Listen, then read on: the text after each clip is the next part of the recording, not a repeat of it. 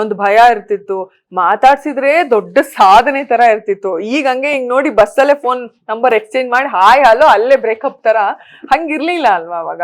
ನಾವು college days ಅಲ್ಲಿ ಒಬ್ರನ್ನ ಮಾತಾಡ್ಸ್ತಾರೆ ಅಂದ್ರೆ ಅದೊಂದು ದೊಡ್ಡ ವಿಷಯ. ಅವ್ರಿಬ್ರು ಕಮಿಟ್ ಆಗಿದ್ದಾರೆ ಅಂದ್ರೆ ಏನೋ. ಮುಂಗಾರು ಮಳೆಯಲ್ಲಿ ತಂದಲ್ಲೇ ನೀನಿಲ್ಲಿ ಪ್ರೀತಿಯ ಮುನ್ಸೂಚನೆ. ಹೊಸ ಮನೆ ಕಟ್ಟಿದ್ರು, ಗೃಹ ಪ್ರವೇಶ ಮಾಡಿದ್ರು, ಅದಕ್ಕೂ ನಾನಾ ತರದ ಒಂದಷ್ಟು ಕಾಮೆಂಟ್ಸ್ ಗಳು ಬಂತು.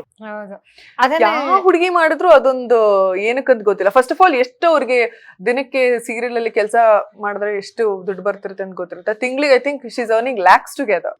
ಈ ಚಿಕ್ಕ ವಯಸ್ಸಲ್ಲೇ ಸಾಧನೆ ಮಾಡಿರೋರು ಸುಮಾರು ಜನ ಇದ್ದಾರೆ. ಅಂಡ್ ಅದರಿಂದ ಎಷ್ಟೆಲ್ಲ ಹಾರ್ಡ್ ವರ್ಕ್ ಇರುತ್ತೆ, ಎಷ್ಟೆಲ್ಲ ಶ್ರದ್ಧೆಯಿಂದ ಕೆಲಸ ಮಾಡಿರ್ತಾರೆ ಅನ್ನೋದು ಸಡನ್ ಆಗಿ ಸಕ್ಸಸ್ ಸಿಕ್ಕ ತಕ್ಷಣ ಯಾರಿಗೂ ಅಷ್ಟು ಬೇಗ ಕಾಣಲ್ಲ. ಈ ತರ ಕಾಮೆಂಟ್ಸ್ ಮಾಡೋರಿಗೆ ಮಾತ್ರ. ನಗು ತಲೆ ನಾಟಿ ಮಾಡಿ ಪ್ರೀತಿ ಬೆಳೆದೋಳು. ನಮಸ್ತೆ. ನಮಸ್ತೆ, ನಮಸ್ತೆ. ಹೇಗಿದ್ದೀರಾ? ಚೆನ್ನಾಗಿದ್ದೀನಿ, ನೀವ್ ಹೇಗಿದ್ದೀರಾ? ಚೆನ್ನಾಗಿದ್ದೀನಿ. ಅಂಡ್ ನೀವ್ ಎಷ್ಟ್ ಚೆನ್ನಾಗಿದ್ರು ನಿಮ್ ಸಾಂಗ್ಗಳು ಕೂಡ ಅಷ್ಟೇ ಬ್ಯೂಟಿಫುಲ್ ಆಗಿ. Thank you. ತುಂಬಾ ದಿನ ಆದ್ಮೇಲೆ ನೀವು ಸಿಗ್ತಾ ಇದ್ದೀರಾ. ಏನಂತ ಜಾಸ್ತಿ ದಿನ ಏನಿಲ್ಲ, ಒಂದ್ ಸ್ವಲ್ಪ ತಿಂಗಳುಗಳು ಅಷ್ಟೇ. ಬಿಕಾಸ್ ಇದೇ ವರ್ಷದ ಮೊದಲು ಚೂಮಂತ ರಿಲೀಸ್ ಆಯ್ತು. ಸಿಕ್ಕಾಪಟ್ಟೆ, ಹೌದು ಸಿಕ್ಕಾಪಟ್ಟೆ ಹೆದರ್ಸ್ದೆ, ಸಿಕ್ಕಾಪಟ್ಟೆ ಇಷ್ಟಪಟ್ಟರು ಜನ. ಈಗ ಇದೇ ವರ್ಷ ಇನ್ನೊಂದ್ ಸಿನಿಮಾ ಬರ್ತಾ ಇದೆ, ಅದೊಂಥರ ಹಾರರ್ ಹಿಟ್ ಆಯ್ತು. ಇದೊಂಥರ ಮ್ಯೂಸಿಕಲ್ ಹಿಟ್ ಆಗ್ಲಿ ಸಿನಿಮಾ ಅಂತ ದೇವ್ರ ಹತ್ರ ಕೇಳ್ಕೊಳ್ಳೋದಷ್ಟೇ. ಮ್ಯೂಸಿಕ್ ಆಲ್ರೆಡಿ ಹಿಟ್ ಆಗೋಗಿದೆ.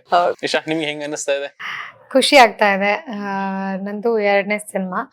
ಸೊ ಅಂಡ್ ನೀವು ಸೀರಿಯಲ್ ಇಂದ ಸಿನಿಮಾದಲ್ಲಿ ಬಂದು ಸೂಪರ್ ಡೂಪರ್ ಸಕ್ಸಸ್ ಕಂಡಂತವ್ರು ಇವಾಗ ಸೀರಿಯಲ್ ಇಂದ ಸಿನಿಮಾಗೆ ಎಂಟ್ರಿ ಕೊಡ್ತಾ ಇದಾರೆ. ಸೊ ಹೆಂಗ್ ಅನಿಸ್ತಾ ಇದೆ ನಿಮ್ಗೆ ಈಗ ಇವರೊಟ್ಟಿಗೆ? ಇಬ್ರು ಮುಹೂರ್ತದಲ್ಲಿ ಮೀಟ್ ಆಗಿದ್ದು, ಇವತ್ತು meet ಚಿಕ್ಕವರದಾಗ ಮೀಟ್ ಆಗಿದ್ದು, ದೊಡ್ಡವರಾದ್ಮೇಲೆ. ಓ ಕರೆಕ್ಟ್.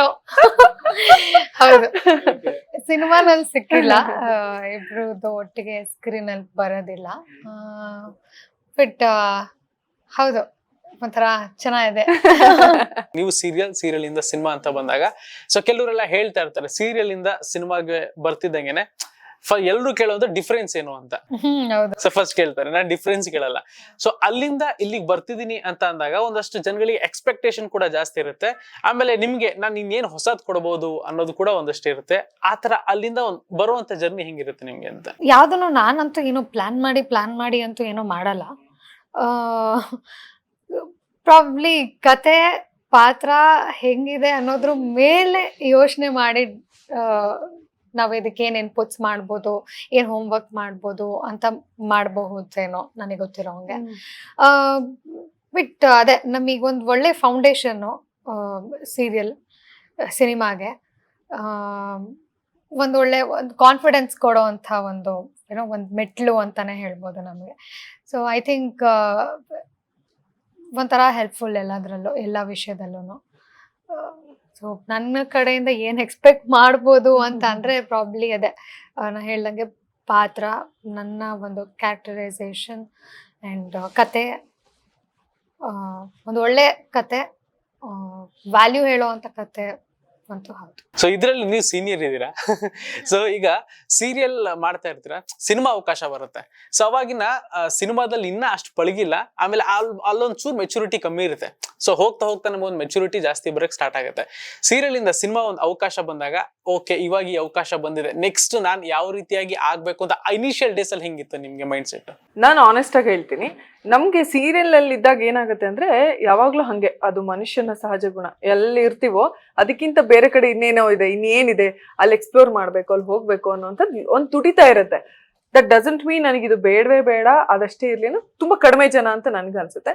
ನನಗೆ ಅವಾಗ ಹೆಂಗ ಅನಿಸ್ತಿತ್ತು ಅಂದ್ರೆ, ನಾನು ಅದನ್ನೇ ಆಗ್ಲೇ ನಿಶಾ ಅವ್ರು ನಾವು ಮಾತಾಡ್ತಿದ್ವಿ, ಸೀರಿಯಲ್ ನಮ್ಗೆ ಹೆಂಗಂದ್ರೆ ನಮಗೆ ಎಕ್ಸ್ಪೀರಿಯನ್ಸು ಕೊಟ್ಟು, ನಮಗೆ ಫ್ರೀ ಆಗಿ ಟೀಚಿಂಗ್ ಆಕ್ಟಿಂಗ್ ಕ್ಲಾಸಸ್ನು ಕೊಟ್ಟು, ದುಡ್ಡು ಕೊಟ್ಟು, ಹೆಸರು ಕೊಟ್ಟು, ಜನಪ್ರೀತಿನೂ ಕೊಟ್ಟು ಎಲ್ಲ ಮಾಡಿರೋಂಥ ನಮಗೆ ನಮ್ಮ ಪ್ರಕಾರ ದೇವಸ್ಥಾನ ನಮ್ಗೆ ಸೀರಿಯಲ್ ಇಂದ ಬಂದವ್ರಿಗೆ.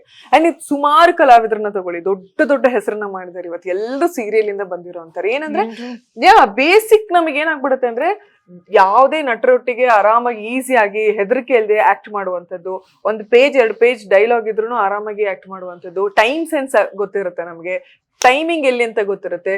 ದಿನಕ್ಕೆ 20 ರಿಂದ 30 ಸೀನ್ ಕೆಲಸ ಮಾಡಿರ್ತೀವಿ. ಇಲ್ಲಿ ಸಿನಿಮಾದಲ್ಲಿ 1 ಸೀನ್, ಆ ಪೇಷನ್ಸ್ ಗೊತ್ತಿರುತ್ತೆ. ಎಲ್ಲ ಆಲ್ರೆಡಿ ಒಂದ್ ಸ್ವಲ್ಪ ನಮ್ಗೆ ಆಲ್ರೆಡಿ ಅದ್ರದ್ದು ಒಂದು ಈಗ ಫಸ್ಟ್ ಸ್ಟ್ಯಾಂಡರ್ಡ್ ಟು 10th ಸ್ವಲ್ಪ ಬೇಸ್ ಚೆನ್ನಾಗಿದ್ರೆ PUC ಈಸಿ ಆಗುತ್ತೆ ಅಂತ ಹೆಂಗ್ ಹೇಳ್ತಾರೋ ಹಂಗ ಬೇಸ್ ತುಂಬಾ ಚೆನ್ನಾಗಿ ಬಿದ್ಬಿಟ್ಟಿರುತ್ತೆ ಸೀರಿಯಲ್ ಇಂದ ಬಂದ್ಬಿಟ್ರೆ. ಒಂಥರ ಎಲ್ರು ಅದೃಷ್ಟವಂತರು ಅಂತ ಹೇಳ್ಬಹುದು ಸೀರಿಯಲ್ ಇಂದ ಬಂದವರು. ಸೊ ಹಂಗಾಗಿ ನಮ್ಗೆ ಅಲ್ಲೆಲ್ಲ ನಂಗೆ ಪ್ರಾಬ್ಲಮೇ ಅನ್ಸ್ಲಿಲ್ಲ, ಈಸಿಯಾಗಿ ಬಂದ್ವಿ. ಬಟ್ ಸಿನಿಮಾ ಬಂದಾಗ ಅದೊಂದು ಇರುತ್ತಲ್ಲ, ಸಿನಿಮಾ ಮಾಡ್ಬೇಕಂತ, ಅದ್ರಲ್ಲಿ ತಪ್ಪಿಲ್ಲ ಅನ್ನೋದು ನನ್ನ ಒಂದು ಅನಿಸಿಕೆ. ಈಗ ಸುಮಾರು ಜನ ನಾವು ನೋಡ್ಬೋದು, ಈಗ ನನ್ ಕೇಳಿದ್ರೆ ನಂಗೆ ಬೇರೆ ಭಾಷೆಲಿ ಈಗಿಂದಲ್ಲ ಮುಂಚೆಯಿಂದನೂ ನಂಗೆ ಅಷ್ಟೊಂದು ಇಂಟ್ರೆಸ್ಟ್ ಇಲ್ಲ. ಬಟ್ ನಮ್ಮವ್ರು ಯಾರಾದ್ರೂ ಹೋದ್ರೆ ನಂಗೆ ಸಖತ್ ಖುಷಿ ಅನ್ಸೋದು. ಎಷ್ಟು ಕರೇಜ್ ಬೇಕು ಗೊತ್ತಾ ಅದಕ್ಕೆ. ಬೇರೆ ಒಂದು ಭಾಷೆ, ಒಂದು ಟೆಕ್ನಿಷಿಯನ್ಸು ಬೇರೆ ಒಂದು ಭಾಷೆ ಕಲಿಬೇಕು, ಬೇರೆ ಒಂದು ಜಾಗಕ್ಕೆ ಅಡಾಪ್ಟ್ ಆಗ್ಬೇಕು. ನಿಜವಾಗ್ಲೂ ಆ ಕರೇಜ್ ನನ್ನ ಹತ್ರ ಇರ್ಲಿಲ್ಲ. ಅದು ತುಂಬಾ ಕಷ್ಟ. ಆಮೇಲೆ ನಮ್ಮವ್ರು ಯಾರೋ ಬೇರೆ ಕಡೆ ಹೋಗಿ ಬೆಳೀತಿದ್ದಾರೆ ಅಂದ್ರೆ ನಾವು ಖುಷಿ ಪಡ್ಬೇಕಲ್ವಾ, ಆಬ್ವಿಯಸ್ಲಿ. ಅದು ಯಾಕಂದ್ರೆ ನಾವೇ ಸುಮಾರು ಜನ ಆನೆಸ್ಟ್ ಆಗಿ ಹೇಳ್ಬೇಕಂದ್ರೆ ಬೇರೆ ಭಾಷೆ ಹೀರೋಯಿನ್ಸ್ ಗಳಿಗೆಲ್ಲ 10 ಪಟ್ಟು ಜಾಸ್ತಿ ಸಂಭಾವನೆ ಕೊಟ್ಬಿಟ್ಟು ಅವ್ರು ಹೇಳಿದ ಟೈಮಿಂಗಿಗೆ ಎಲ್ಲ ಮಾಡ್ತಿರ್ತೀವಿ. ಅಂಥದ್ರಲ್ಲಿ ನಮ್ಮವ್ರು ಯಾರೋ ಬೇರೆ ಕಡೆ ಹೋಗ್ಬಿಟ್ಟು ಏನೋ ಒಂದು ಅಚೀವ್ ಮಾಡ್ತಿದ್ದಾರೆ ಅಂದ್ರೆ ನಮಗ್ ಖುಷಿ. ನಾ ಅದನ್ನೇ ನಿಶಾ ಅವ್ರಿಗೆ ಹೇಳ್ತಿದ್ದೆ, ಇವರೆಲ್ಲ ನೋಡಿ ನೀವು ಬೇರೆ ಭಾಷೆ ಸೀರಿಯಲ್ ಎಲ್ಲ ತಗೊಂಡ್ರೆ ನಮ್ಮೋರೇ ರೂಲಿಂಗ್, ಎಂತ ಖುಷಿ ಅಲ್ವಾ ಅದು. We should be very proud. So serial ಇಂದ ಅದೆಲ್ಲ ಬರುತ್ತೆ ಅಂತ ನನ್ನ ಒಂದು ಅನಿಸಿಕೆ. ಸೀರಿಯಲ್ ಮಾಡಿದವ್ರಿಗೆ ಯೂಶಲಿ ಆ ಒಂದು ಬೇಸಿಕ್ ಇದು ಕಾನ್ಫಿಡೆನ್ಸು, ಆ ಬೇಸಿಕ್ ಒಂದು ಹಿಡಿತ ಅನ್ನೋದು ಕಲ್ಸ್ಬಿಟ್ಟಿರುತ್ತೆ ಸೀರಿಯಲ್ ಅಂತ. ಒಳ್ಳೆ ಕಲಾವಿದ್ರು ನೀವು, ಸಖತ್ತಾಗಿ ಏನೇ ಕೊಟ್ಟರು ಸಖತ್ತಾಗಿ ಮಾಡ್ತೀರಾ. ಬಟ್ ನಿಮಗೆ ಒಂದು ಗೆಲುವು ಸಿಕ್ಕರೆ ನಿಮಗೆ ನೆಕ್ಸ್ಟ್ ಇನ್ನೊಂದು ಚಾನ್ಸ್ ಬರುತ್ತೆ. ಬಟ್ ಆ ಗೆಲುವು ಸಿಕ್ಕಿಲ್ಲ ಅಂತಂದ್ರೆ ನಿಮ್ಗೆ ಅಲ್ಲೇ ಸ್ಟಾಪ್ ಆಗ್ಬಿಡುತ್ತೆ ಅನ್ನೋದೇನ? ಹಂಗೆ ನಂಗೇನ್ ಅನ್ಸಿಲ್ಲ. ಸೋಲು ಗೆಲುವು ಅನ್ನೋದು it's a part of life. ಬರೀ ಸಿನಿಮಾ ಅಲ್ಲ, ಪಾರ್ಟ್ ಆಫ್ ಲೈಫ್. ಈಗ ಆಕ್ಚುಲಿ ಇಷ್ಟು ದಿನ ಏನು ನಮ್ಗೆ ಈ ವರ್ಷದ ಹಿಟ್ ಚೂಮಂತರ್ ಮತ್ತೆ ಯುದ್ಧಕಾಂಡ ಅಂತೆಲ್ಲ ಹೇಳ್ತಿದ್ರು. ಸಡನ್ ಆಗಿ ಬಂತು, ಸೂ ಫ್ರಮ್ ಸೋ ಬಂತು ಅಂಡ್ ಯಕ್ಕ ಬಂತು. ಸೂ ಫ್ರಮ್ ಸೋ ಅಂತೂ ಇಟ್ಸ್ ಲೈಕ್ ನೀವು ಸಿನಿಮಾ ನೋಡಿದ್ರೆ ತುಂಬಾ ನೋನ್ ಫೇಸ್ ಹೀರೋ ಹೀರೋಯಿನ್ ಎಂತದೂ ಇಲ್ಲ ಸಿನಿಮಾ. ಸ್ಟಿಲ್ ಅದ್ ಎಷ್ಟು ವಾವ್ ಫೀಲಿಂಗ್ ಕೊಡುತ್ತೆ ಅಂದ್ರೆ ಎಷ್ಟ್ ಸಲ ಕುತ್ಕೊಂಡು ನೋಡಿದ್ರು ಬೇಜಾರಾಗಲ್ಲ. ಅದಕ್ಕೆ ಯಾಕೆ ಅಂದ್ರೆ ಅದೊಂದು ಕಲಾವಿದ್ರು ದಂಡು. ಆಮೇಲೆ ಅದು ಗೆದ್ದೇ ಗೆಲ್ಲುತ್ತೆ ಅನ್ನೋದು ಯಾರಿಗೂ ಕಲ್ಪನೆ ಕೂಡ ಇರಲ್ಲ. ಆ ತರ ಸುಮ್ನೆ ಹೆಂಗೆ ಅಂತ. ಬಟ್ ಗೆಲ್ತು, ಹಂಗೆ ಅದನ್ನ ಪ್ರಿಡಿಕ್ಟ್ ಮಾಡೋದಕ್ಕೆ ಆಗಲ್ಲ. ಸೋಲು ಗೆಲುವು ಅನ್ನೋಂಥದ್ದು ನಮ್ ಲೈಫಲ್ಲೂ ಹಂಗೆ ನಡೀತಾ ಇರುತ್ತೆ. ಅಂಡ್ ಇದಿದೆ, it's a part and parcel of life. ಕಲಿತಾ ಇರ್ಬೇಕು, ಹೋಗ್ತಾ ಇರ್ಬೇಕು ಅಷ್ಟೇ. ಸೊ ಈ ಸಿನಿಮಾ ಅಂತ ಬಂದಾಗ ಹೆಂಗಿದೆ ನಿಮ್ಮ ಮತ್ತೆ ವಿನಯ್ ಅವರ ಒಂದಷ್ಟು ಕಾಂಬೋ? ಆಮೇಲೆ ಯಾವ ಟೈಮಲ್ಲಿ ನಿಮ್ಮ ಅವರ ಪರಿಚಯ, ಯಾವಾಗ ಡುಯೆಟ್ ಹಾಡ್ತೀರಾ ಅಂತ? ಈ ಸಿನಿಮಾದಲ್ಲಿ ಡುಯೆಟ್ಗಿಂತ ಈಗ 80s 90s ಲವ್ ಸ್ಟೋರಿಗಳು ಇರ್ತಿತ್ತು ಗೊತ್ತಾ. ಒಂಥರ ತುಂಬಾ ಫೋನ್ ಇಲ್ಲ ಏನಿಲ್ಲ, ಲೆಟರ್ಗಿಂತ ಒಂದು ಭಯ ಇರ್ತಿತ್ತು. ಮಾತಾಡ್ಸಿದ್ರೆ ದೊಡ್ಡ ಸಾಧನೆ ತರ ಇರ್ತಿತ್ತು. ಈಗ ಹಂಗೆ ಹಿಂಗ್ ನೋಡಿ ಬಸ್ಸಲ್ಲೇ ಫೋನ್ ನಂಬರ್ ಎಕ್ಸ್ಚೇಂಜ್ ಮಾಡಿ ಹಾಯ್ ಹಲೋ ಅಲ್ಲೇ ಬ್ರೇಕಪ್ ತರ ಹಂಗಿರ್ಲಿಲ್ಲ ಅಲ್ವಾ. ಅವಾಗ ನಾವು ಕಾಲೇಜ್ ಡೇಸ್ ಅಲ್ಲಿ ಒಬ್ರನ್ನ ಮಾತಾಡ್ಸ್ತಾರೆ ಅಂದ್ರೆ ಅದೊಂದು ದೊಡ್ಡ ವಿಷಯ. ಅವ್ರಿಬ್ರು ಕಮಿಟ್ ಆಗಿದ್ದಾರೆ ಅಂದ್ರೆ ಏನೋ ಯಾರೋ ಏನೋ ಆ ತರ ಅಂತ ಅನಿಸ್ತಿತ್ತು ನಮ್ಗೆಲ್ಲ. ಆಮೇಲೆ ಪಟ್ಟಂತೆಲ್ಲರೂ ಹೋಗೋದಕ್ಕೂ ಎಲ್ರಿಗೂ ಭಯ. ಅಯ್ಯೋ ರಿಲೇಟಿವ್ಸ್ ನೋಡ್ಬಿಟ್ರೆ ಒಂದ್ ಸಿನಿಮಾಗ್ ಹೋಗಕ್ಕೆ ಕಂಡಣಿ ಅವ್ರಿಬ್ರು ಏನ್ ಪೇರ್ ಗೊತ್ತ, ಅದೇನೋ ಒಂಥರ ಹಂಗೆಲ್ಲ. ಇವಾಗ ಎಲ್ಲಿ ನಾನ್ ನೋಡ್ದಂಗೆ ಇವಾಗ 7th ಸ್ಟ್ಯಾಂಡರ್ಡ್ 8th ಸ್ಟ್ಯಾಂಡರ್ಡ್ ಹುಡ್ಗಿರೆ ಅವ್ರು ಮಾತಾಡೋದು, ಅವ್ರು ಬಿಹೇವ್ ಮಾಡೋದು ನೋಡಿದ್ರೆ ಅಜೀಬ್ ಅನ್ಸುತ್ತೆ. ನಮ್ಗೆ ಅಷ್ಟೊಂದು ಮೆಚುರಿಟಿ, ಅಷ್ಟೊಂದು ಆ ಸ್ಟೈಲ್ ಎಲ್ಲ ಗೊತ್ತೇ ಇರ್ಲಿಲ್ಲ. ಒಳ್ಳೆ ಪೆಂಗಗಳ ತರ ಇರ್ತಿದ್ವಿ. 10th ಅಂದ್ರೆ ಒಂಥರ ಅದೇ ಬಾಯ್ ಕಟ್ ಮಾಡ್ಕೊಂಡು ಅದೇ ಒಂದ್ ರಿಬ್ಬನ್ ಇಟ್ಕೊಂಡು ಏನೋ ಒಂಥರ ತುಂಬಾ ಪೆಂಗ ತರ ಇರ್ತಿದ್ವಿ. ಇದೆಲ್ಲ ನಾವಲ್ಲಿ ಕಾಣ್ಬೋದು. That genuine true love, genuine love and ಅಲ್ಲ, ಈಗ ಇಲ್ಲೇ ಇಲ್ಲ ಅಂತ ಹೇಳ್ತಿಲ್ಲ, ಮೆಜಾರಿಟಿ ನಾನು ಮಾತಾಡ್ತಾ ಇರೋದು. ಬಟ್ ಆವಾಗ ಜಾಸ್ತಿ ಇತ್ತು ಪರ್ಸೆಂಟೇಜ್. ಆ ಥರದ ನಿಮ್ಗೆ ಸಿಚುವೇಶನ್ಸ್ ಗಳು ಜಾಸ್ತಿ ಬರುತ್ತೆ, ಜವಾಬ್ದಾರಿ ಇರುವಂಥದ್ದು.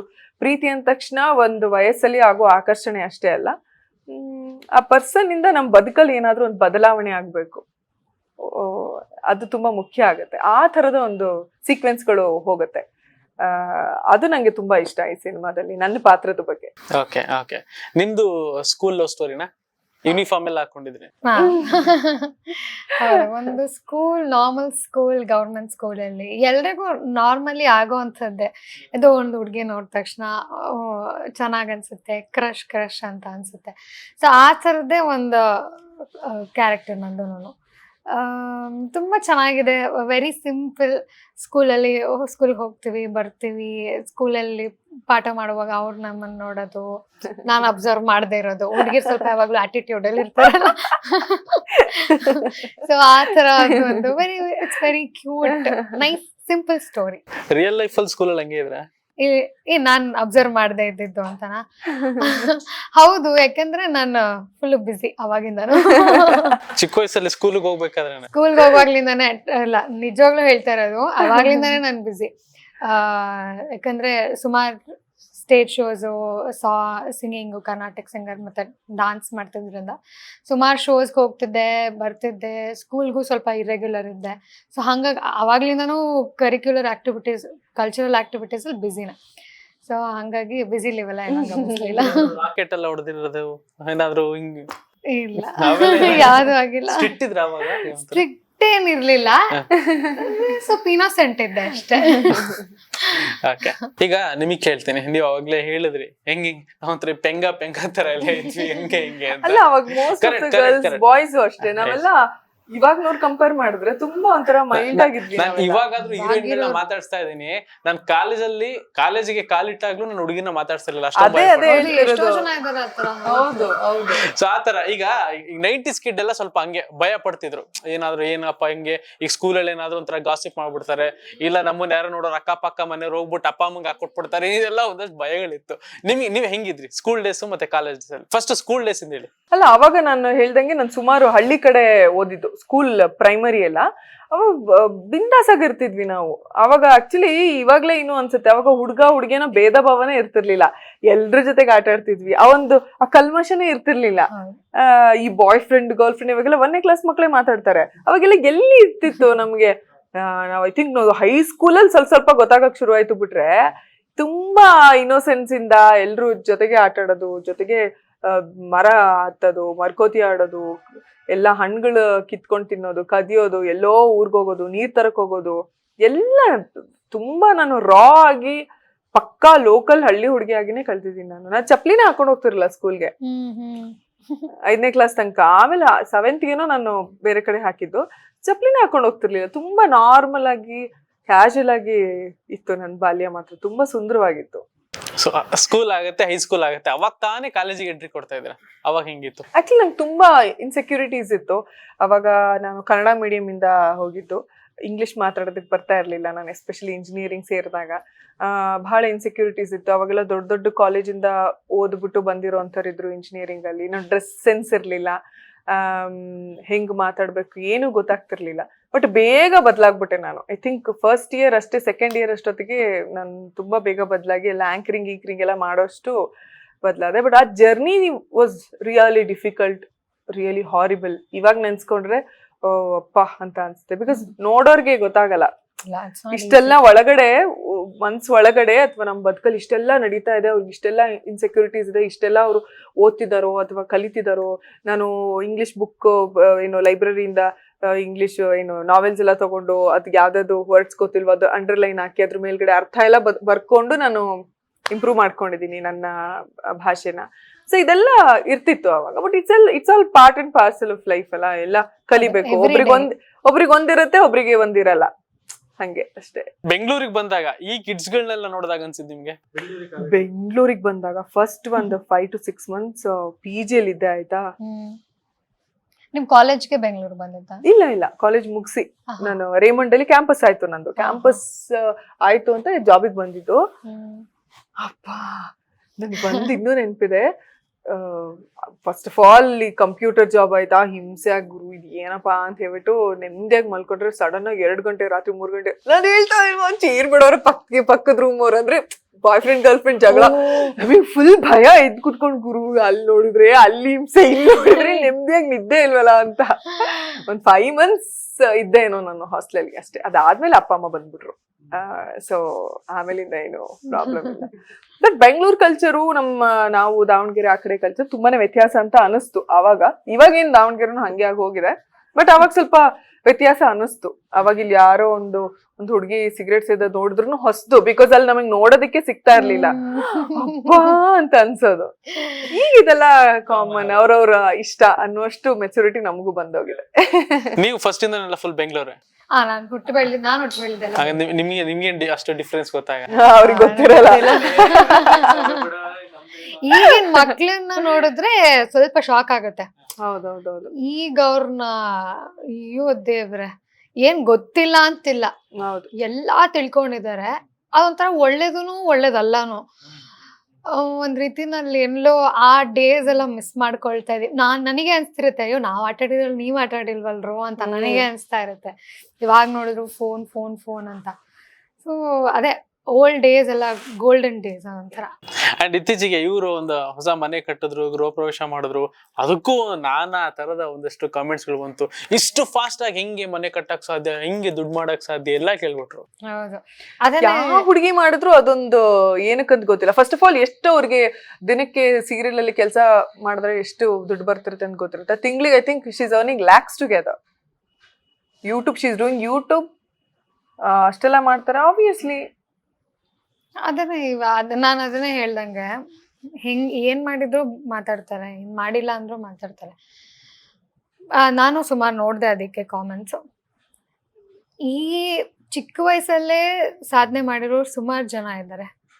ಅಂಡ್ ಅದರಿಂದ ಎಷ್ಟೆಲ್ಲ ಹಾರ್ಡ್ ವರ್ಕ್ ಇರುತ್ತೆ, ಎಷ್ಟೆಲ್ಲ ಶ್ರದ್ಧೆಯಿಂದ ಕೆಲಸ ಮಾಡಿರ್ತಾರೆ ಅನ್ನೋದು ಸಡನ್ ಆಗಿ ಸಕ್ಸಸ್ ಸಿಕ್ಕ ತಕ್ಷಣ ಯಾರಿಗೂ ಅಷ್ಟು ಬೇಗ ಕಾಣಲ್ಲ. ಈ ತರ ಕಾಮೆಂಟ್ಸ್ ಮಾಡೋರಿಗೆ ಮಾತ್ರ. ಐ ಥಿಂಕ್ ಈ ತರ ಕನ್ಸು ಕಟ್ಕೊಂಡು ಆ ಕನ್ಸಿಂದೆ ಓಡೋರು ಸುಮಾರು ಜನ ಹೆಣ್ಮಕ್ಳಿದ್ದಾರೆ. ಅದನ್ನ ಅವ್ರು ಇವತ್ತಿಗೂ ಅದನ್ನೆಲ್ಲ ಪ್ರೂವ್ ಮಾಡ್ಕೊಂಡು ಬರ್ತಾನೆ ಇದ್ದಾರೆ. ಐ ಥಿಂಕ್ ಈ ತರ ಮಾತಾಡೋರು ನನಗ್ ಮಾತ್ರ ಅಲ್ಲ, ಸುಮಾರು ಜನಕ್ಕೆ ಈ ಮಾತುಗಳು ಕೇಳಿರ್ತಾರೆ. ಸುಮಾರು ಜನಕ್ಕೆ ಈ ತರ ಏನೋ ಅವರಿಗೆ ಏನೋ ಒಂದು ಲೈಫಲ್ಲಿ ಏನೋ ಸಾಧನೆ ಮಾಡ್ತಿದ್ದಾರೆ ಅಂದಾಗ ತುಳಿಯೋರೇ ಜಾಸ್ತಿ ಇರ್ತಾರೆ. ಸೊ ಅದಕ್ಕೆಲ್ಲ ಹೇಳೋದಿಷ್ಟೇ, ತಲೆ ಕೆಡ್ಸ್ಕೊಳ್ದೆ ನಾವು ನಮ್ಮ ಕೆಲಸನ ಅಚ್ಚುಕಟ್ಟಾಗಿ ಮಾಡಿ, ನಮ್ಮ ಖುಷಿಗೆ ನಾವೇನು ಮಾಡಬೇಕು ಅದನ್ನು ಮಾಡಿ, ನಮ್ಮ ಮನಸ್ಸಾಕ್ಷಿಗೆ ನಾವು ಕರೆಕ್ಟಾಗಿದ್ವಿ ಇದೀವಿ ಅಂತಂದರೆ ಅಷ್ಟೇ ಸಾಕು. ಸೊ ಈ ಥರ ಎಲ್ಲ ತುಳಿಯೋರು 1000 ಜನ ಬರ್ತಾರೆ, ತಲೆ ಕೆಡ್ಸ್ಕೊಬಾರ್ದು ಅಷ್ಟೇ. ಅದ್ರ ಬಗ್ಗೆ ತಲೆ ಕೆಡ್ಸ್ಕೊಳ್ದೆ ನಮ್ಮ ಫೋಕಸ್ ಏನಿದೆ ಆ ಫೋಕಸ್ ಕಡೆ ಕರೆಕ್ಟಾಗಿ ಕಾನ್ಸಂಟ್ರೇಟ್ ಮಾಡಿದ್ರೆ ಸಾಕು. ಕಾಂಟೆಂಟ್ ಕ್ರಿಯೇಟರ್ಸ್ ಏನ್ ಸುಮ್ನೆ ಕಾಮೆಂಟ್ ಸೆಕ್ಷನ್ ಅಲ್ಲಿ ಟೈಮ್ ವೇಸ್ಟ್ ಮಾಡ್ತಿದ್ದಾರೆ ತುಂಬಾ ಜನ. ಬಟ್ ಕಾಂಟೆಂಟ್ ಕ್ರಿಯೇಟರ್ಸ್ ನನಗೆ ಗೊತ್ತಿರೋರು ಸುಮಾರು ಜನ, they are earning lakhs together. Like ಒಂದೊಂದು ಕಂಟೆಂಟ್ ಕ್ರಿಯೇಟ್ ಮಾಡಿ ಒಂದೊಂದು ಪ್ರಾಡಕ್ಟ್ ನ ಪ್ರಮೋಟ್ ಮಾಡಿದ್ರು ಅಥವಾ ಯಾವ್ದೊಂದು ಶಾಪ್ ಪ್ರಮೋಟ್ ಮಾಡಿದ್ರು ನಿಮಗೆ ಗೊತ್ತಿರುತ್ತೆ ಎಷ್ಟು ಆಕ್ಚುಲಿ ನಾವು ಹೀರೋಯಿನ್ಸ್ ಚಾರ್ಜ್ ಮಾಡಲ್ಲ, ಅಷ್ಟು ಚಾರ್ಜ್ ಮಾಡ್ತಾ ಇದ್ದಾರೆ ಅವ್ರು.